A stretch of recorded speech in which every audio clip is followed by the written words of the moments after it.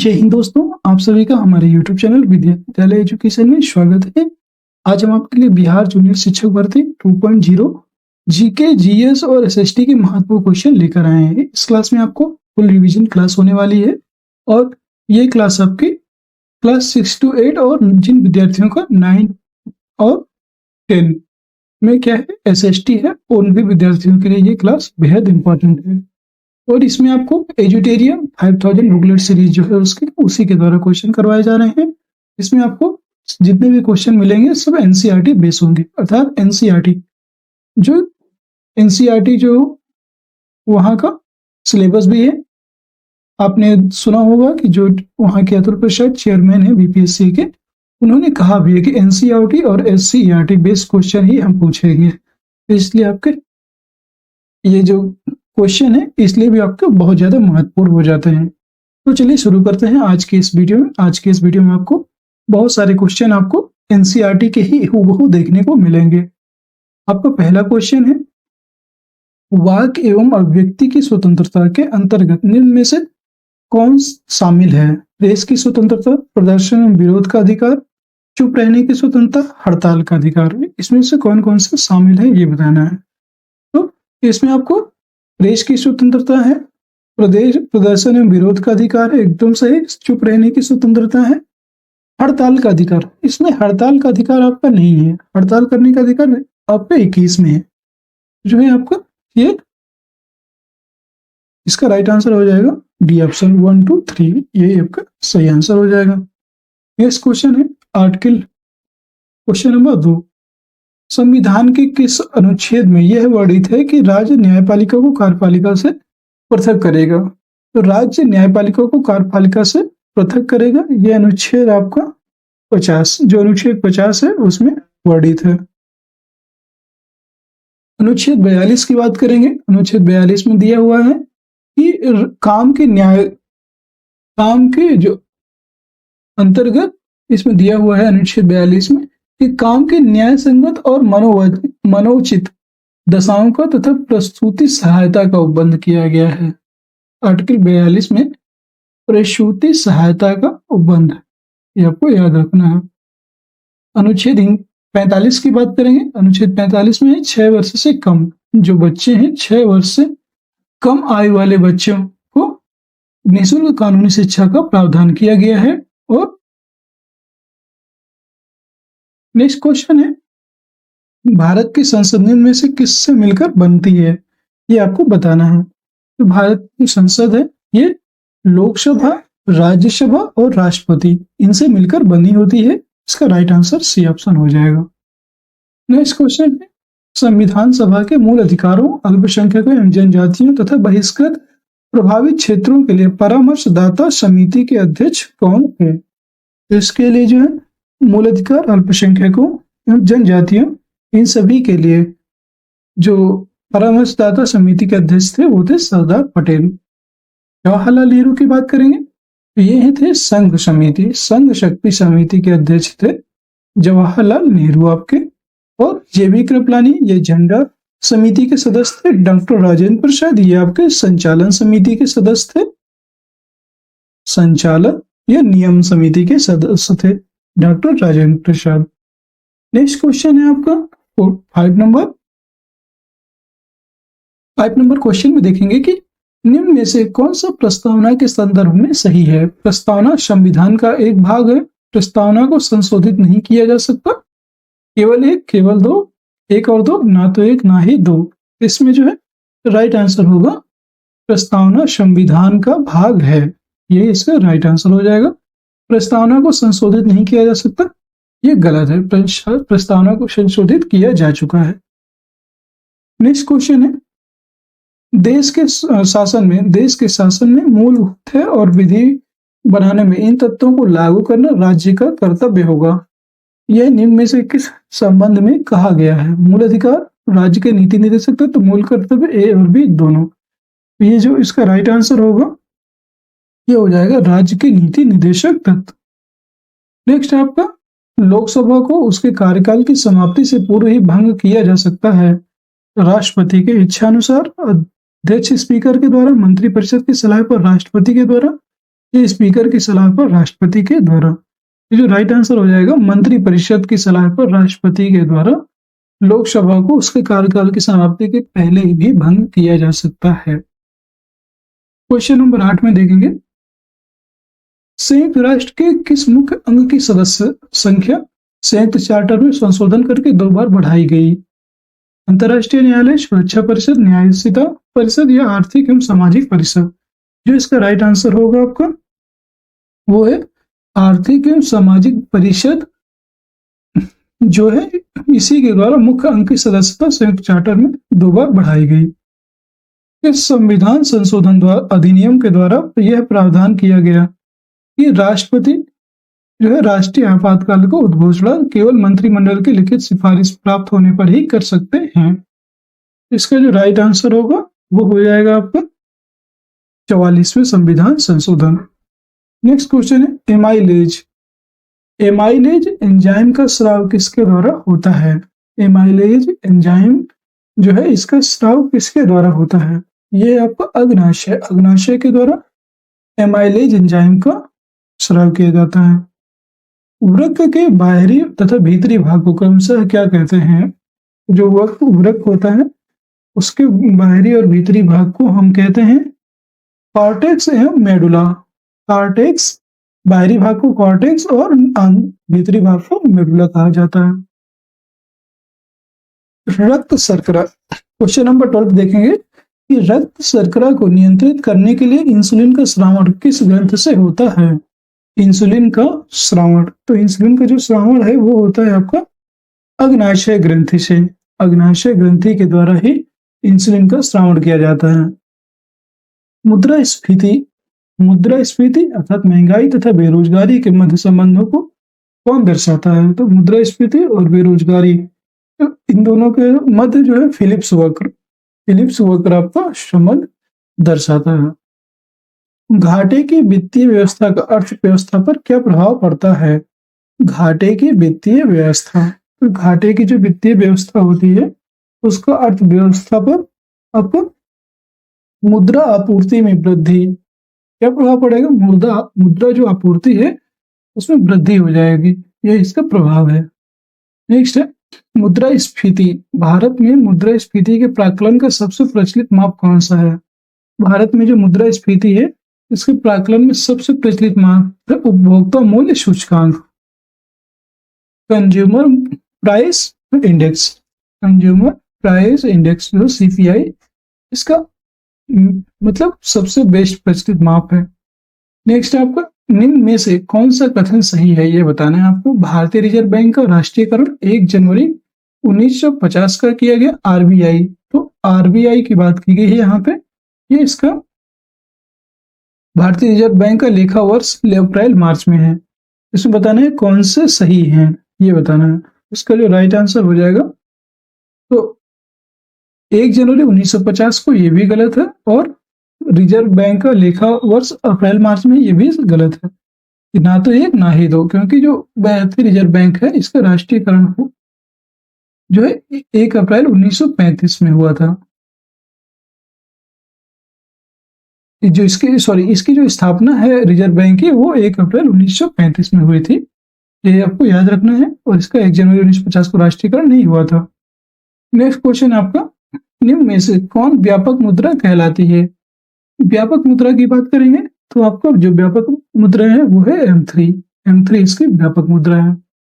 RBI का लेखा वर्ष है, अभी इसमें लेखा वर्ष आरबीआई का क्या हो जाएगा, यह है आपका 1 जुलाई से 30 जून।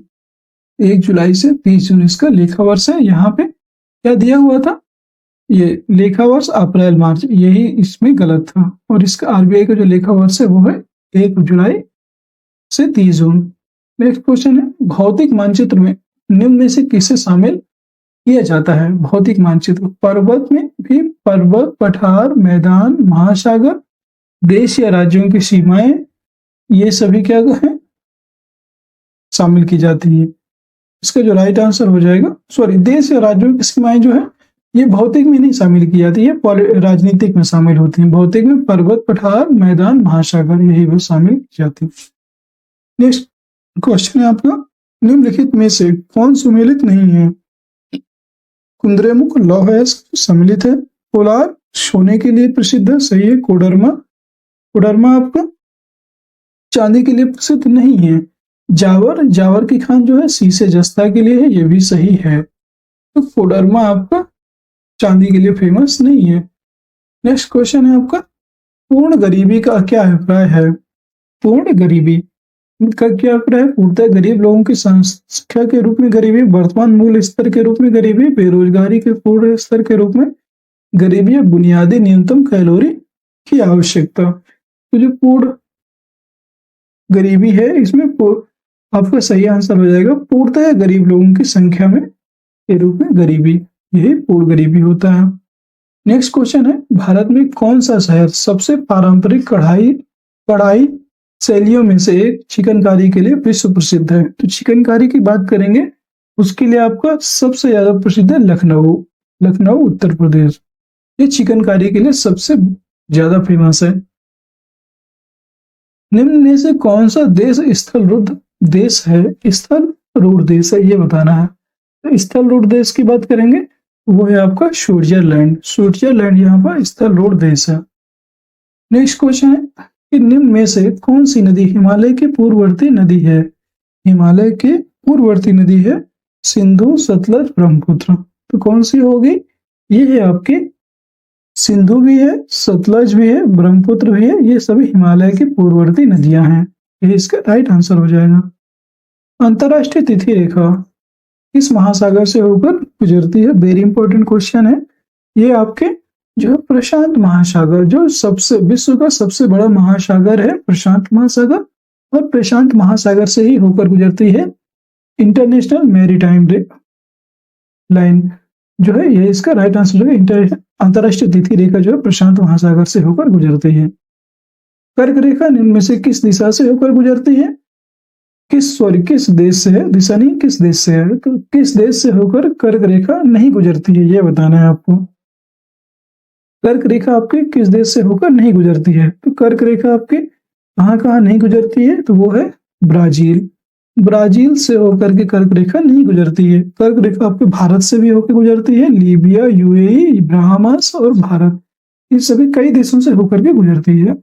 नेक्स्ट क्वेश्चन है, अच्छा कर्क रेखा को 2 बार काटने वाली नदी कौन सी है? आपका एक क्वेश्चन है, कर्क रेखा जो है इसको 2 बार जो नदी काटती है उसका क्या नाम है? वो है माही नदी, माही नदी, ये आपकी राजस्थान की में स्थित है। राजस्थान की माही नदी ही कर्क रेखा को 2 बार काटती है, ये आपको याद रखना है। निम्न में से कौन सा भारतीय राज्य 3 देशों के साथ सीमा रेखा नहीं बनाता है, ये बताना है। अरुणाचल प्रदेश बनाता है, सिक्किम इसमें आपका जो है ये भी बनाता है, और मिजोरम, सिक्किम में 3 देशों के साथ सीमा बनाता है। मिजोरम आपका 3 राज्यों के साथ देशों के साथ सीमा नहीं बनाता है, ये इसका राइट आंसर हो जाएगा। पश्चिम बंगाल भी 3 देशों के साथ सीमा बनाता है, ये इसका राइट आंसर हो जाएगा मिजोरम। नेक्स्ट क्वेश्चन है 28, प्रति चक्रवात की विशेषता होती है। जो प्रति चक्रवात है उसकी क्या विशेषता होती है? वह है स्वच्छ आसमान, प्रति चक्रवात में हमेशा स्वच्छ आसमान हो जाता है। प्रथम गवर्नर जनरल वारेन हेस्टिंग्स की काउंसिल में कौन सा एक सदस्य नहीं था, ये बताना है। वारवेल, क्लेवरिंग, मॉनसन या वेनस्टार्ट।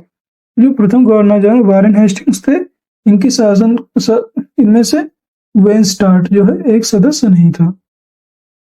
निम्नलिखित में से इसने उर्दू में तहजीबुल अखलाक नामक मासिक पत्रिका प्रारंभ की थी?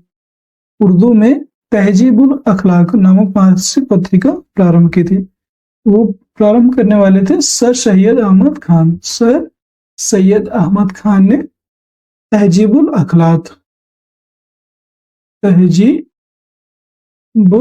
अखलाक नामक पुस्तक को लिखा था।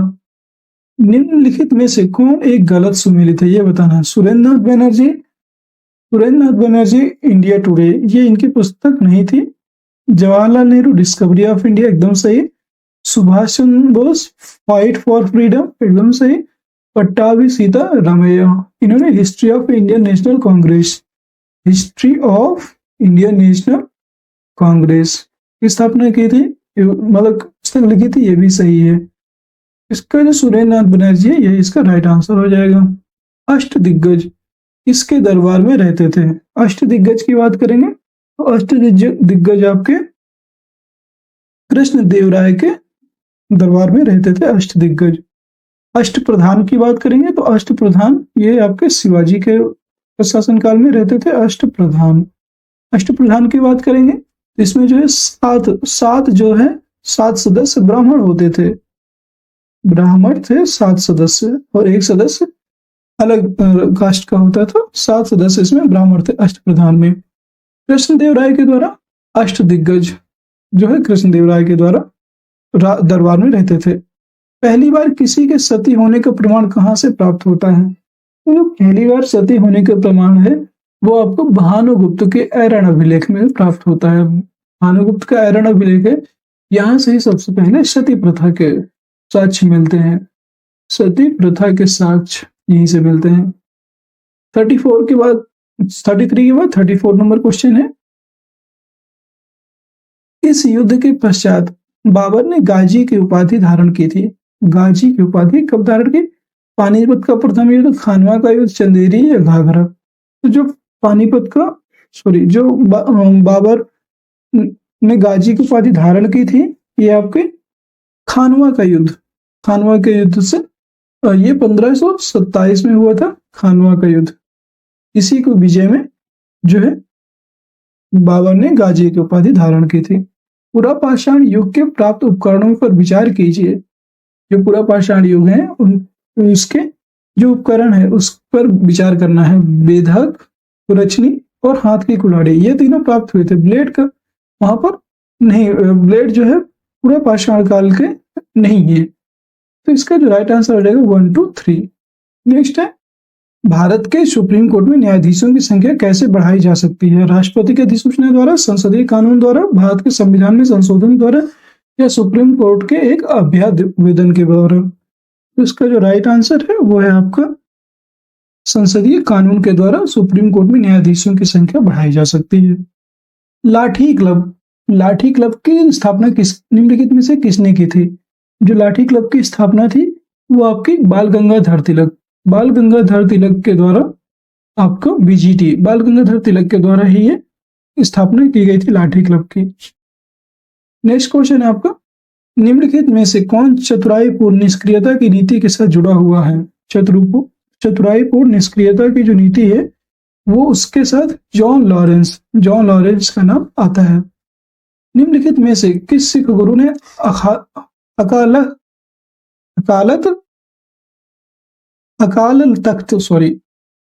निम्नलिखित में से किस सिख गुरु ने अकाल तख्त की स्थापना की थी? गुरु गोविंद सिंह, गुरु तेग बहादुर सिंह, गुरु अर्जुन देव या गुरु हरगोविंद? तो अकाल तख्त की जो स्थापना करने वाले थे वो थे आपके गुरु हरगोविंद। गुरु हरगोविंद जी ने अकाल तख्त की स्थापना की थी। जलियांवाला बाग हत्याकांड के विरोध में वायसराय की कार्यकारी परिषद की सदस्यता से किसने इस्तीफा दे दिया था? तो जलियांवाला जो हत्याकांड हुआ था उसकी कार्यकारी परिषद की सदस्यता से शंकरन जो नायर थे, शंकरन नायर, इन्होंने इस्तीफा दे दिया था। 41 क्वेश्चन देखेंगे कि प्रथम दिल्ली दरबार का आयोजन किस गवर्नर जनरल के काल में किया गया था?